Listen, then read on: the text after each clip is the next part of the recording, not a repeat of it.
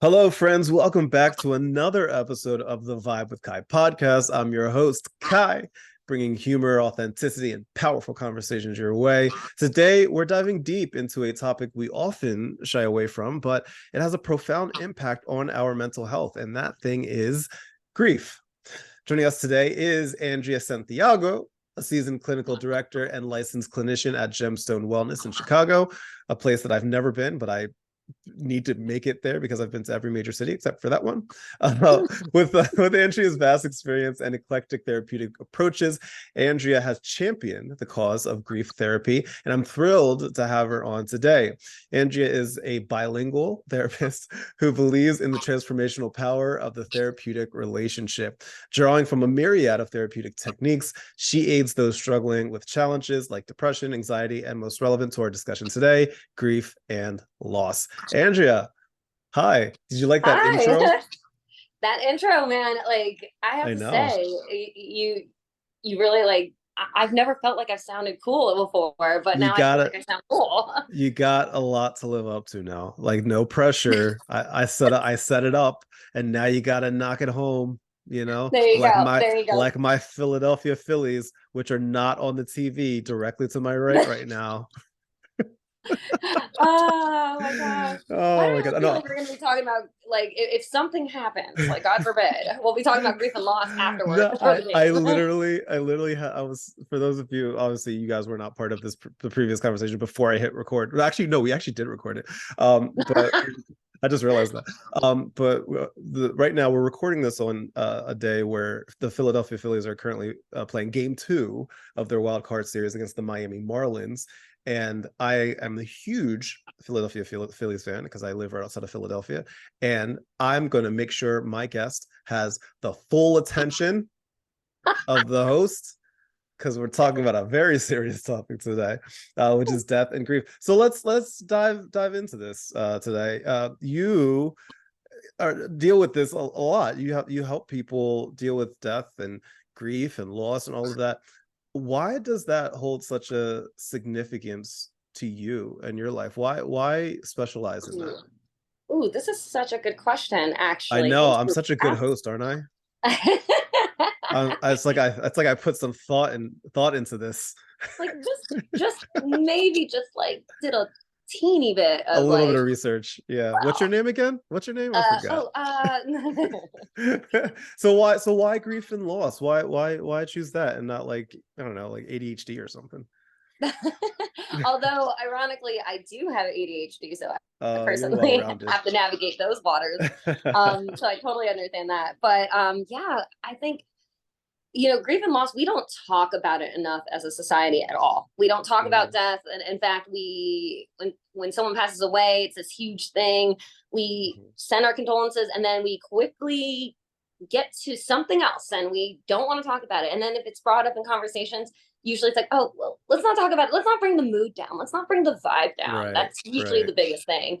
And what I realize is that as someone who really appreciates, like just the life experience and different changes that go on, we need to also honor the fact that death is a natural course of Mhm. like our life experience. And I think by not talking about it enough, by not having the availability or space to be able to process that, I feel like we're doing a disservice. We're carrying around then this burden of sadness and not really fully parsing through the loss that we encountered. Right, And right. so for me, I always felt this personal pull to kind of actually, when I was going through grad school, I almost had an idea of like, oh, maybe I want to work as like and do an end of life therapist. And I would just be someone Ooh, who would just be in that final transition. I remember yeah, having that passion always. And then life kind of like spun me over to here, but this is where I right. get to put that factor in, where I get to offer those services and those resources because I think it's Why so important. why do you think it is such a vibe killer? I mean, like it is an important thing that everybody has to deal with, everybody goes through and all of that. Why I know this seems like it could be a simple question to answer, but I think it goes a lot deeper than what like a basic answer to this would be. Why is it such a vibe killer to talk about death? Mm, mm.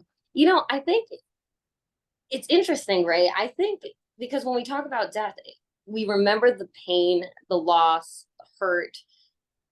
it's very real. And the thing about death is that even though someone has passed away, they could pass away a year ago, 10 years ago, 20 years ago. You will still remember that pain actively as if it's happening right then and there. And I think that's why people stray away from it. They don't want to talk about that. They don't want to feel sad in the moment. They don't want to miss that person. And in fact, it's so interesting that we do that, because what we're doing is we're actually avoiding a key piece of being a human and actually being able to feel that pain. We actually must feel that pain when we're undergoing through grief and when we're experiencing that loss, because I think what it is that we love people so much to know that they're not around or not near us in any way. It's so painful, and it's so that much distinct when we talk about it. So we just avoid talking about it altogether. Right, I mean, yeah, it's crazy how we do that. There's a TV show that I love. It just ended not too long ago, but it's called Succession, right? I'm a big fan of it. And in the show, and like I don't want to ruin it for people that that are still in the process of watching it, but there's one point that one of the characters pass away, right?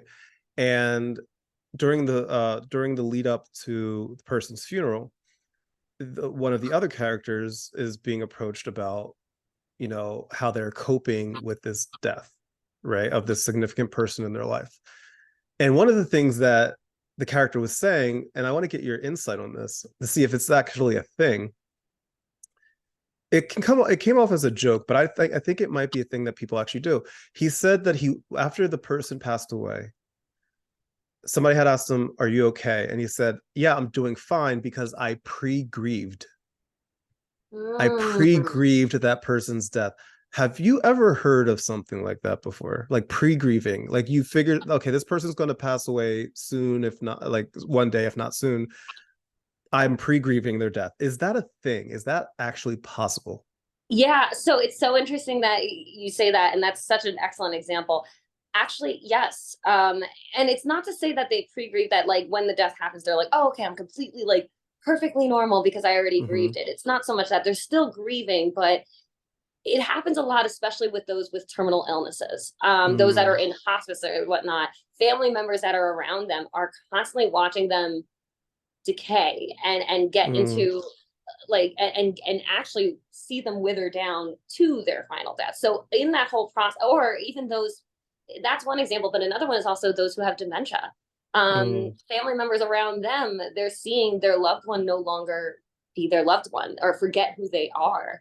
And so they begin this process of grieving because the person that was there is no longer there. Same thing with terminal illness. The person who was the strong hero that you've known may not be looking that way anymore at this point. And so you begin to start that grieving process there, and to the point where then actually, and this is not too like uncommon, that when it actually happens, there's actually relief.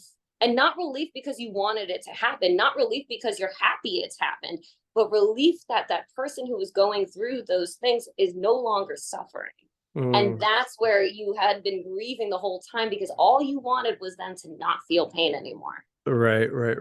It's really interesting that that was even a thing. And you and I were talking the other day, and I told you about this, and I want to pass this on to the people that are watching or listening right now. I recently did a partnership with a wonderful group called the NFDA, which is the National Funeral Directors Association. And I partnered up with them because they have these really interesting cards called Remembering a Life. Have the talk of a lifetime. And on these cards, it's 50 questions that will help you learn more about your loved one. So like in the picture, it shows like a grandfather like teaching like I'm going to assume his grandson how to throw a baseball and stuff like that. And there are 50 cards with 50 questions. And it says, learn more about your loved ones by having a talk of a lifetime at your next family gathering. And some of the questions include, what is something very few people know about you? What hobby or activity makes you lose track of time? Did you have a mentor or someone who was influential in guiding your career? Like these questions that you can ask somebody. I don't want to say pre-grieving, but just kind of like, I want to get to know you before it's too late. What do you think of stuff like that? Like things that kind of like break the ice and have these conversations. Do you feel it's important to have these types of conversations before a person passes away?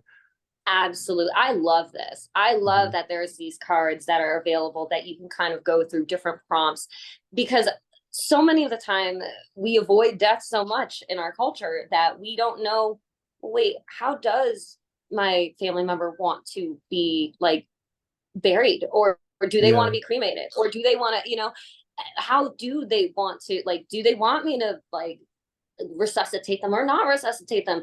Do they Yeah. want me to sell their old house or not sell the old, just all these different things it could be. And having the ability to have these conversations early allows it so that when you get to that point, you know exactly what that person wants and their Mm. desires and their last will and testament and their wishes. And you could truly step into memorializing grief in that point, Mm. and really memorializing who they are. You're still grieving. Grief is an ongoing process, but there's a piece knowing that you were able to memorialize them the way that they wanted. Hmm. And so being able to do that early on now is so essential. Being able to talk about, hey, where is the will? I Right. don't know where your will would be. Like, Right. is it online? Is it digital? Is it like hidden in a safe somewhere in your room? I Right. don't know. Is it on your Anything. TikTok? Did you put it in a Right, TikTok right, playlist? right. Yeah, You know? it's really interesting because like when I partnered up with this organization, like I never would have thought anything like this, but I see the importance behind it. And on top of that, like I want to ask you just from a personal basis, like for you personally, when you have to deal with the passing of somebody that's close to you, like what is something that you struggle with, that like if a client comes in of yours and says I'm struggling with this, you're like, like I know that feeling all too well. If you don't mind like telling something that you like have to remind yourself if somebody close to you passes away. Yeah, no, no, definitely. I think it's so interesting. So, one of the closest things I guess I can speak to is, I mean, my father passed away when I was 18. Hmm. And so I was 18. It was shortly after my birthday, and I feel like I was a senior in high school, and it just didn't feel real to me. I felt Mm. like I was in denial about it. I didn't actually engage in crying about it or anything for a while. It took me months for me to kind of experience that this happened. Yeah. And so in doing that, so some clients will come in and they'll tell me, I'm fine. I'm totally okay. I'm totally fine. Like, and I'm just sitting there like, oh man, I Yeah. know exactly what you are doing. Right. And Right. like, and all I can do is be like, okay, so Hmm. like, how is your family? And once I get into talking about how is your family, that's like the Yeah. backdoor entrance. And then Right. Right. suddenly it's like, oh my gosh. And then I've been feeling like I've had to hold it together for everyone else. And that was exactly what I thought at the time. I felt like I had Yeah. to hold it together for everybody else that was there. Um, and so that's kind of where, like, when I see that sometimes with a Hmm. client, I'm like, oh, I know what you're Hmm. doing. Yeah, yeah. It's funny that you mentioned, well, it's not funny, but it's interesting that you mentioned how you were sitting there for like months and stuff like that. That actually leads right into one of my next questions. Mm. Is there's a notion of a quote timeline for grieving. And I don't know. I feel like it's different for everybody, but can you speak a little bit to that? Is there a timeline for grieving? It's so interesting. A timeline. Like, yes and no. I guess it Hmm. depends on like how you're defining it. If it's like, oh my gosh, the loss was so fresh and I'm gonna feel that every day for years on end, Right. not necessarily. What happens is that our grief continues to be something we carry. It's kind of like this stone that like sits on us. And initially Yeah. we're like right around it. We're on top of the stone. We're really in it. And then Hmm. we start going along the years, growing a little bit more around it. So the stone is still there, but we're like maybe a little bit bigger. So we Mm. still have relation to that grief. So the grief never goes away, but it's not as fresh, if you will. And also, I guess this timeline thing is so interesting because if you love someone and you lose them, there's no such thing as I'm just going to get over that. Like, Yeah. I'm never going Yeah. to get over the loss of somebody. They're going to live with me forever. So long as I can recall the memories, so long as I can think about all the places we went to and I can smile at the jokes that they made or the little annoyances they had or whatever it may be, they are forever with me. I still remember them and they're still alive. So that Hmm. grieving process may not be like fresh when like it generally happens, but as you go on, you're still grieving Yeah. them because as long as you've loved them, you're also going to grieve them, and that's going to Right. be So like, and so for those of you that are listening that don't know this, I want to bring up another part of this conversation that I also don't think it gets talked about enough in regards to the connection to grief and loss and all that. So I have obviously ADHD, severe anxiety, generalized anxiety disorder, all the fun stuff, right? How how do those types of mental, challenges play into the grieving process? Like, how much do those things play into how a person can cope with the passing of somebody? Yeah, that's a great question. I think, it's so interesting, right? When we talk about ADHD, we talk about how there's just kind of like this like lazy Susan of things that are going Mm, by, different thoughts we're latching onto. yeah. I think when it comes to grief, right? Grief will either break the lazy Susan and that you're Mm-hmm. like so hyper focused on one thing, which is, Mm-hmm. or it will make the lazy Susan go faster so that you Mm, can think of all these other things and avoid the grief part in the lazy right. Susan. And Yeah. so that's usually how it tends to play out. Like, I'm not saying that that's always how it plays out, but that can play out.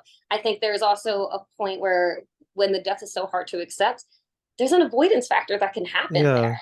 Yeah. We Yeah. don't want to think about it, or the anxiety is too great. As someone, if you're someone who's hyper anxious, and then it might actually cause us to try to avoid it, suppress it, stuff it Mm-hmm. down, not think about it, try Right. to move on.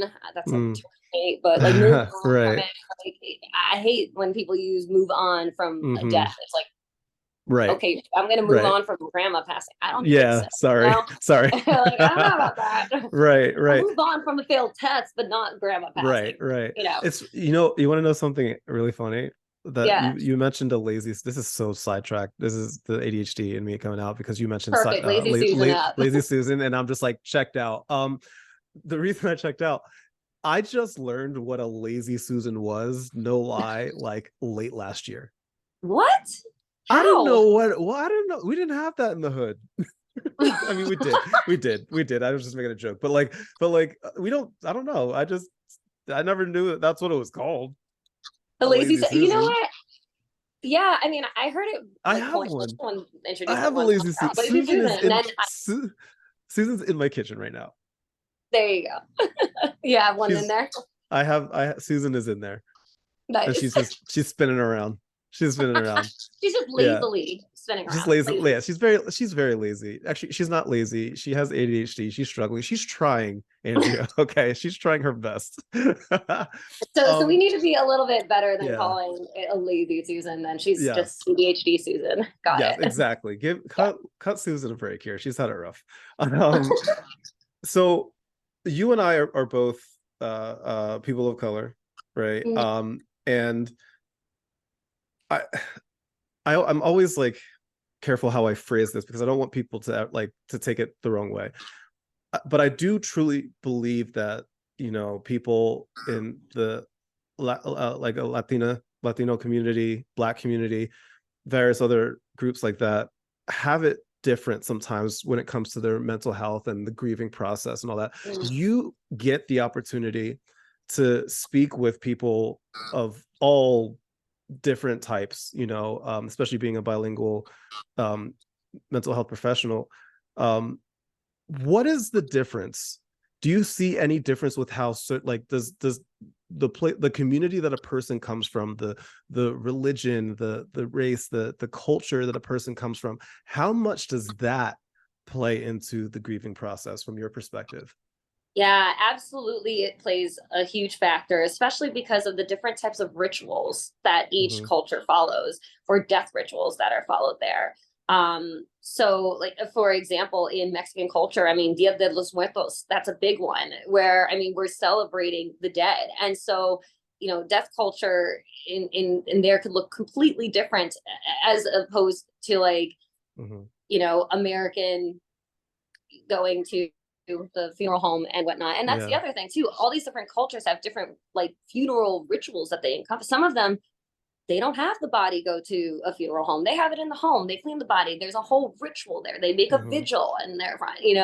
So I think when it comes to like Black and Latino cultures, it's so different how like even those death rituals are approached. Now there's also the factor too of the stigma of like mental health or feeling depressed or being down. And I think that also has something to play in there, where especially, for Latino males or Black men, or just like the male in general, you don't show those emotions. Like, what? You stifle it. If you have a lone tear, that is the most emotion you've got going down, and that's about it. You don't show anything more than that. So then here they are going to these funerals, and like you're not able to express yourself at all, and that could be really conflicting, especially when you're undergoing grief. It's funny you say that, because I remember watching my dad when my grandmother passed, his mom, and she passed away on Christmas Day. This was 1995, I want to say. And I'll never forget this day, not because it was Christmas, but because I remember waking up Christmas morning and my dad wasn't home. And like we usually, like in my family, we usually open up presents Christmas morning, right? I remember going to sleep super excited. I could barely sleep because I knew when I woke up, it's time to open presents. Wake up, go downstairs, my dad's not home. And my mom was like, okay, look, we're just gotta wait for a little bit, until dad gets. I'm like, where is he? He finally comes home. I would have never known, right? He comes in, he also has another like present in his hand, gives it to me, we open presents, we just go through like it's normal. I didn't find out until later that my grandmother had passed away, his mother, and he was not home because he was taking care of that situation with his mother. And I would have never known. And I found it really interesting that my dad, I don't know, I don't want to say put on a face or mask or anything, but like I didn't see any type of emotion. I knew something was off, but like it was very like masked in a way. And I was younger, obviously. I was 8 years old, but like I look back at that now and I'm like, my dad was really, really sad. Because it was a couple hours before that his mom passed away suddenly. And I still feel awful because that was the year that I believe that the first PlayStation came out. I think it was 95. And that was what was in the box. And so I remember being so excited to like open it up, and I was playing PlayStation, blah, blah, blah. And like, I look back at it now and my dad was like just sitting back watching me play this thing. And I didn't think much of it until like fairly recently, when I'm like, my dad was in his feels and he was holding it in, I'm going to assume for my sake. And I think that's something that happens a lot for, like, I can speak on like on the side of Black men, that like, that's what we do. It's how we were raised. That's how we, grow up. That's how we suppressed a lot, or we hold it in because we don't want other people to see that sometimes. For Latino women, what is that like? What have you seen in your experience, both personally and talking to people and all that? How do Latino women handle this situation usually? Oh my gosh, I feel like there's so much guilt and shame that I'm usually working through with a lot of like, I mean, most people who come into grief counseling have this sense of, well, if I did this, maybe they would have been alive, kind of thing. But what I find, at least in my experience, and especially within the Latina culture, is that is really, really prevalent, there. And it's hard, I think, for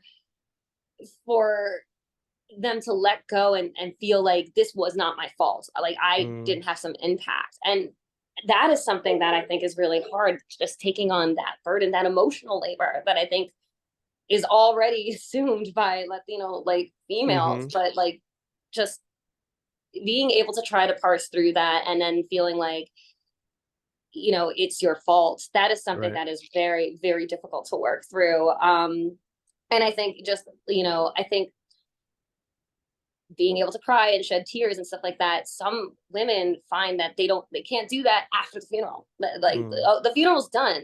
It's been like a month, so I need to not do that. And they may not even share with their husbands or their partners. And so no one knows. And they're just like silently suffering. Yeah. And I think that's Yeah. almost similar to like what you had mentioned, kind of similar to how maybe your dad might have felt, like just sitting in silence with it and just holding it in for fear of letting it out, and are also just being so ashamed of it, and because it was my fault, so I can't let anybody see that. Yeah, yeah. I'm gonna be even more vulnerable with you right now and with everybody that's watching and listening.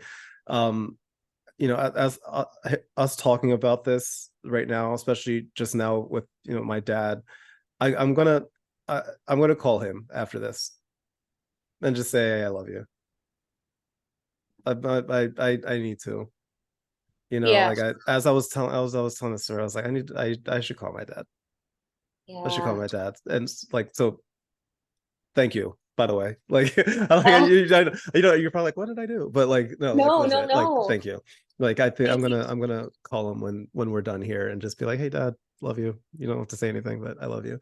Um, what Yeah. about what about children, right? Mm. How can so a lot of my audience are women, right? Are people that identify as women, people that identify as female, I should say, or are female presenting, and a lot of them are moms to young Mm. children. How can moms help their children deal with grief, deal with a loss? You know, Mm.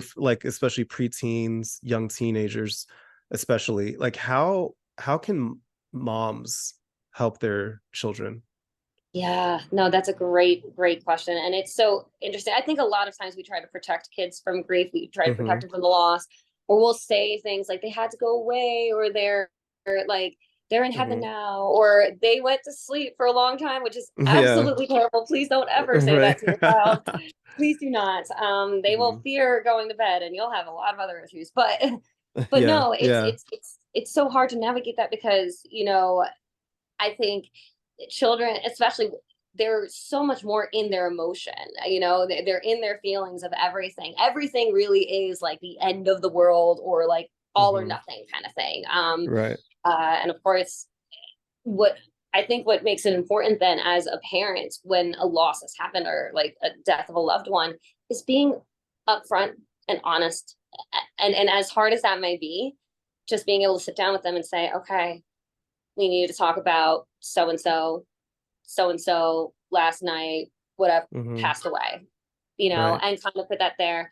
And also having the parents be able to listen, you know, Yeah. allowing the kids to be like being like, how are you feeling? How are we doing with this? And checking in with them regularly about that. Mm.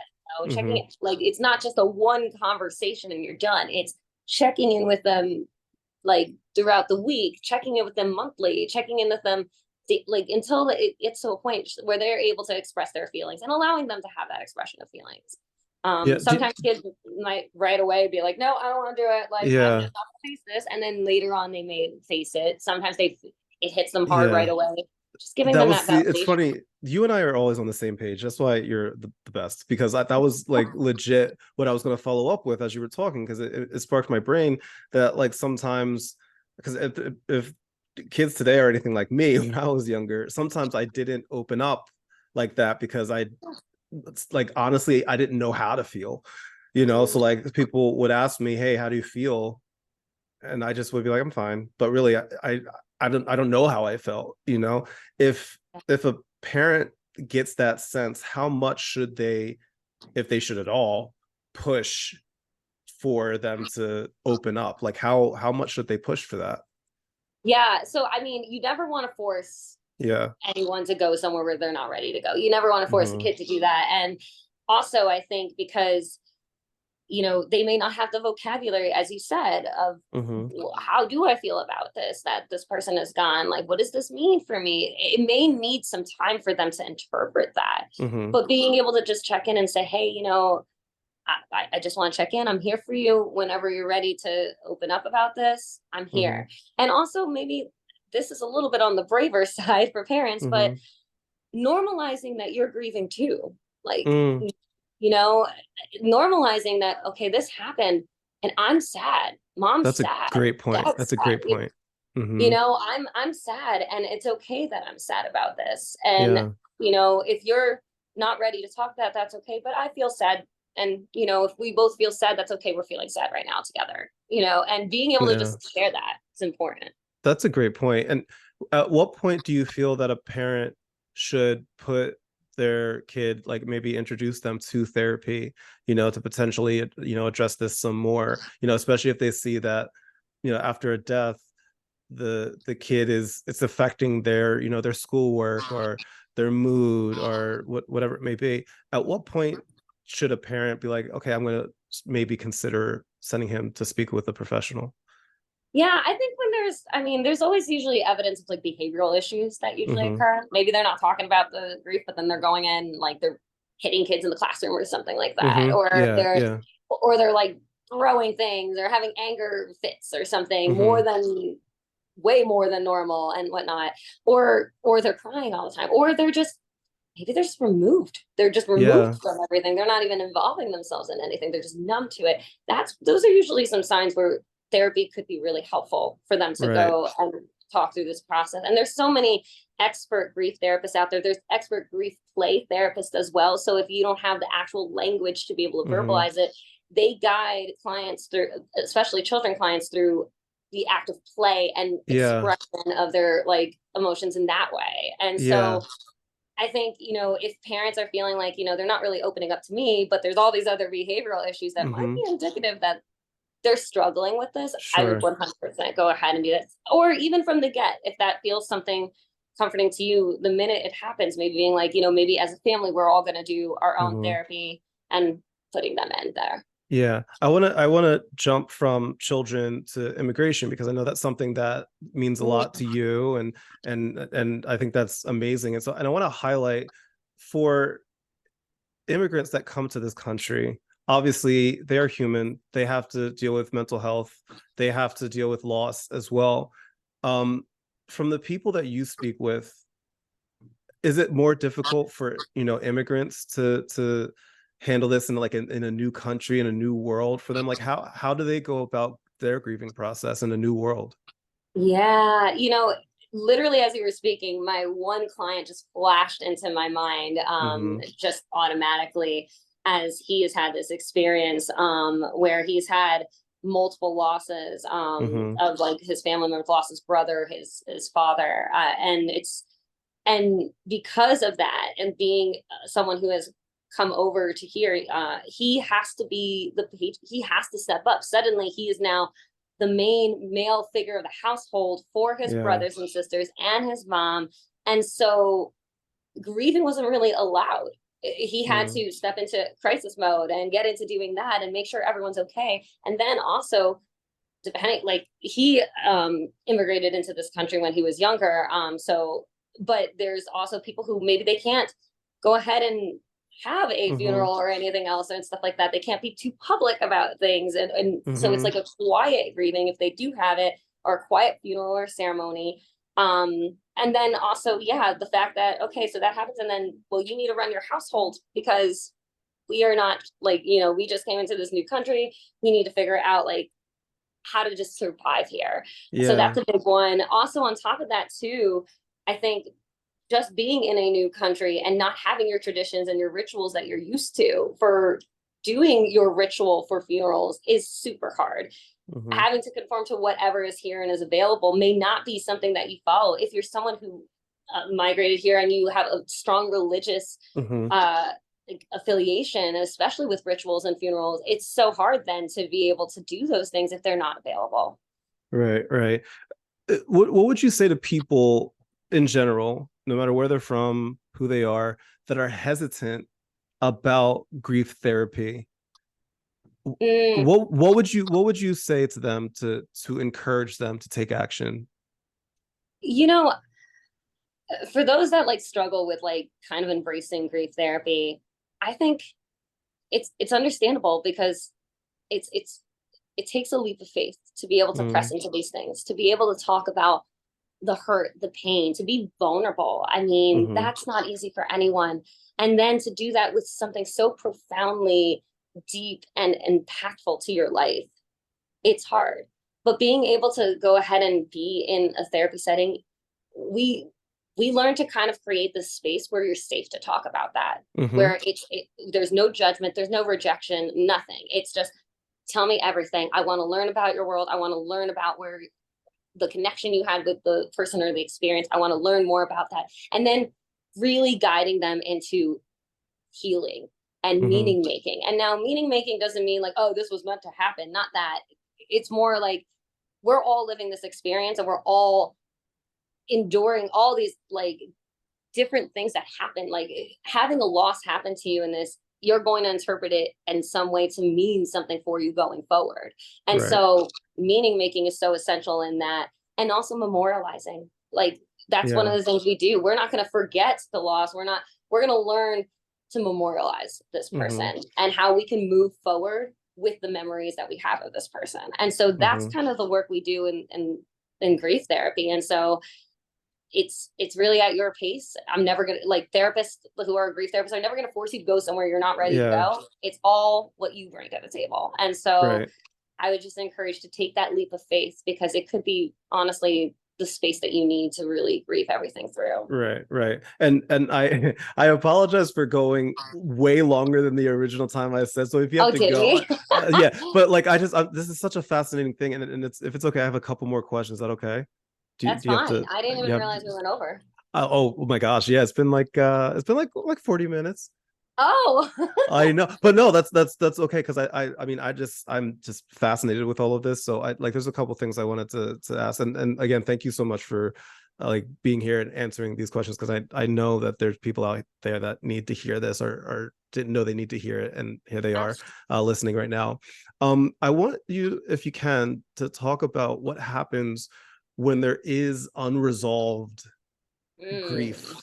Right? Like what happens to a person? What can happen to a person if there is unresolved grief within them? Yeah, unresolved grief is really tricky. Especially because, you know, I've talked so much, and we've talked so much in this whole podcast so far about like the love that you've had for this person. But what if you had a bad relationship with this person? What if this was like a parent you didn't get along with, and then they passed away, you know, and suddenly you're in this, like, now your grief process is not so much on top of the fact that you've lost someone, a father, that you name. It's also now parsing through the anger that you never got to express or never got to talk through with that person. That can make that so complex. You know, it can make that very complex. It's saying like, I've had all these things that I've never got to tell them, and I'm never going to be able to tell them. So a lot of times, and then that's just one example. There's countless other complex, like unresolved grief examples, but that's just one. And a lot of the work then that you would be doing at that point when you're working with someone who's going through that is, maybe we need to go ahead and have that angry conversation that you never had. All of a sudden we turn the session into, you're talking to them. Let's make it happen now. Let's make it like, have the conversation or have the things that you never got to resolve. Let's try to find that resolving now. It's not easy, and it's still very, very painful, and it does take time. But I think it's so essential to be able to do that. When it's not done, when we don't resolve this grief, it could really eat us from the inside out. You know, the what ifs, the shoulda, coulda, wouldas, but you know what, like, I should feel better than, like, because I didn't have that close a relationship with them anyway, or I shouldn't be so upset, or those start coming in, and it could really increase a lot of like depressive symptoms, anxiety. It can lead just to a spiral of just many different things when you're not able to resolve that grief. And so being able to just discuss that, talk about the fact that we never had that opportunity or something, that even in itself could be so life-changing. So trying to work through that resolution of grief is so essential, and leaving it unresolved will just, it could be detrimental. Were you reading my notes before because I'm not gonna lie, my next question, no lie, says, if someone feels as though they're spiraling, what signs should they watch out for? That was literally, you read my notes. How did you get on my computer? I did not. How did you get onto my computer? I need, do you work for the CIA? How'd you know? Actually, so I knew I lied. I'm not a therapist. therapist. You're a spy. You're a spy. I knew it. But like, no, Bye. like legit, like, so once you had mentioned people spiraling, for a variety of reasons, and obviously each type of reason for spiraling, or things that you might spiral into, is going to be different. But how does a person know if they are spiraling in general? Like, what things should they look out for? Yeah. So I mean, you'll know when you're spiraling when it's like maybe this is the hyper fixated thought that you have is just Hmm. about this, or when you're finding yourself getting a sense of just like anxiety maybe around Yeah. this, or a sense of like I just want to avoid this, or even like even that just I don't want to think about it, I don't want to think about it, and being in that position where you're feeling yourself avoid something constantly, that is another Hmm. form of spiraling. Or if you are feeling like, you know what, I can't get out of bed because I Yeah. just don't understand how to go on with my days like Hmm. after this, like how do I even, what's the purpose, that, and Hmm. that's the other thing too, when you're having a lot of those existential questions, what's the purpose, what does it all mean, why are we Hmm. here, it doesn't matter, and those kinds of thoughts, I think Yeah. that's when you can start sensing, I think I'm starting to spiral into Right. something here. Right. How do you, Andrea, how do you do it? Like, you have these conversations with people all the time, right? Mm. You help people. Thank God you are somebody that has dedicated their life and energy and time into helping people deal with, death and grief and loss and all that, which is not the sexiest topic in the world, right? To hear about and to listen to every day. For you personally, because if I'm not mistaken, and you can correct me if I'm wrong, you are a human being with feelings and emotions. Am I Yes. correct? Yes. Okay. Last I checked. Okay. All right. I just want to make sure. I don't know. I don't want to be talking to a robot. It's the AI is everywhere. So I don't know. I don't know if you exist. Do you exist? I hope so. Oh, that's a really good point, right? I Could you know. imagine? I Well, know. actually, hold on. I I know. was Oh my kidding. God. No, that's me, Mark Zuckerberg. So um how do you personally do it? Like, how do you not allow yourself to get down? Or if you do, how do you manage it when you are consistently having this kind of topic and conversation in your life? Do you ever feel a fatigue to that type of Um, conversation? at times, yes, it can Hmm. be. It can be. I mean, because as you mentioned, yes, I am a human. And I Hmm. also, yeah, no, I definitely feel that, especially because it is so like, you, it is so sad and it is so Yeah. like, so tremendous. And you can feel that pain. I think I remember all of my clients that in all their grief journeys. But most especially, there's one that stands out to me that um, I think I still think about this Hmm. person all the time, and I think a lot of the work that I do, it is kind of heavy, but also at the Hmm. same time, I try to reframe it as, wow, they're trusting to be vulnerable and open Yeah. right now and talk to me about their like this pain and this person, but then also they're talking to me about this person that I've never met, and they get to be alive to me. And Yeah. that Yeah. is something that I actually remind them that in you talking to me about this, I get to have a snippet of the life that was Mm. there. And so, Hmm. and for that, that's such an honor to be Yeah. there, to have a part of that. And I actually tell that to my clients. My clients joke with me because they're all like, "Oh, you're gonna say it's an honor to be here, like it's an honor to be your therapist," and I'm like, "Yes, it Right. is. It is an Right. honor to be Right. your therapist, to be able to open up and to be able to have that." And so because I hold on to that, Yeah. I kind of just I feel honored, and I don't take it lightly, and Hmm. I it continues to inspire me to be there for those clients and to Yeah. hold that space for them, to allow them to unfold whatever that looks like. And Hmm. yeah. Does that like help like fill your cup? Do you feel like you learn more about yourself while other people are talking to you about themselves? 100%. I think Yeah. definitely I learned so much about myself. And also on top of it, I learned, especially with like distinct when it comes to like grief, I Hmm. learn in learning so much about death, I learned so Hmm. much about how I want to live a true and full and complete life outside of that. Mm, yes, yes, I love that.